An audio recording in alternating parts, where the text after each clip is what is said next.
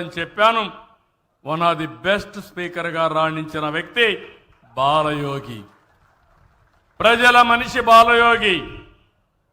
ఇక్కడ నేను చూసేవాడిని విద్య విషయంలో, ఆరోగ్య విషయం, రోడ్లు కానీ ఈ వంతెన ఇప్పించిన వ్యక్తి కూడా బాలయోగి అని చెప్పి కూడా నేను మీకు తెలియజేస్తున్నా. ఆ రోజు నాకు బాగా జ్ఞాపకం ఉంది.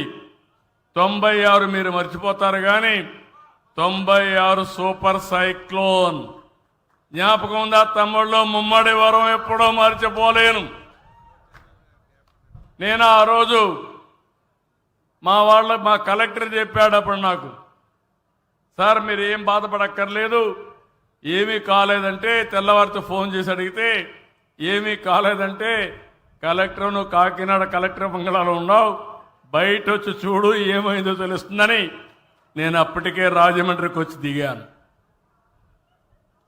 నాకు మా ఆర్మీ వాళ్ళు అన్నారు, మీరు విఐపి ముఖ్యమంత్రి, మీరు రిస్క్ తీసుకోవడానికి వీల్లేదు, మీ ప్రాణం ముఖ్యం, మేము మీకోసం హెలికాప్టర్ రన్ చేయమంటే గట్టిగా చెప్పా, నా ప్రాణం కంటే నా ప్రజల ప్రాణాలు ముఖ్యం, అక్కడికి వెళ్ళి తీరాలని చెప్పాను. ఆ రోజు ఇక్కడికి వచ్చా. ఎక్కడా దిగడానికి మొత్తం చెట్లన్నీ పడిపోయినాయి, రోడ్లన్నీ బ్లాక్ అయిపోయినాయి.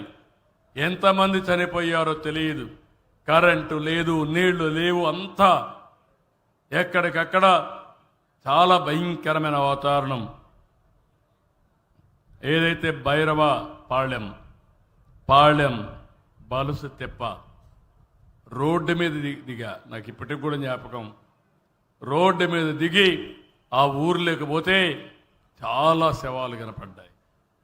అవి చూసిన తర్వాత నేరుగా వచ్చి ముమ్మడివరం దిగా.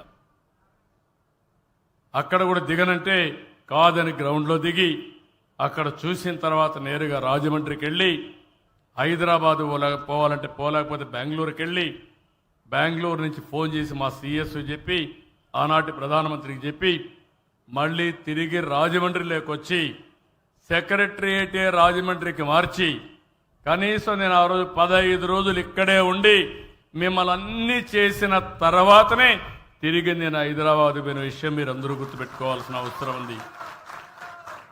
ఎక్కడ సమస్య ఉంటే అక్కడ నేను ఉంటాను.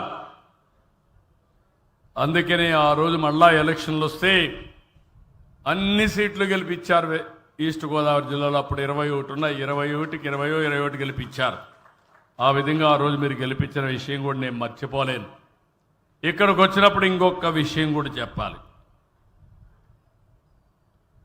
బాలయోగిని ఆలోచించినప్పుడు ఈ పార్టీ ఒక్క విషయం మీరు గుర్తుపెట్టుకోండి, ఎప్పుడు కూడా అందరి పార్టీ, అన్ని వర్గాల పార్టీ, అన్ని కులాల పార్టీ, ఎక్కడ పేదరికం ఉంటే అక్కడుండే పార్టీ. అంబేద్కర్ గారు దళితులందరికీ రిజర్వేషన్లు ఇచ్చారు, రాజ్యాంగాన్ని రాశారు. నేను ముఖ్యమంత్రి అయ్యే రోజున ఈ రాష్ట్రంలో మీరు ఒక్కసారి చూస్తే 96లో తెలంగాణలో ఆంధ్రప్రదేశ్ 2 గ్లాసుల సిద్ధాంతం ఉండేది. టీ కొట్టుకుపోతే దళితుల గ్లాస్ దళితులే పెట్టుకోవాలి, వాళ్లే కడుక్కోవాలి, టీ పోసేవాళ్ళు. ఊర్లోకి వస్తే చెప్పులు వేసుకొని తిరగకూడదు. అదే మరి బావుల దగ్గరికి పోతే దళితులకు వేరే బావి, అగ్రవర్ణాలకు వేరే బావి. దేవాలయాలకు పోవాలంటే నిబంధనలు. అప్పుడే నేను ఆలోచించా ఇది మనుషులకు మంచిది కాదని. ఫస్ట్ టైం చరిత్రలో మీరు చూస్తే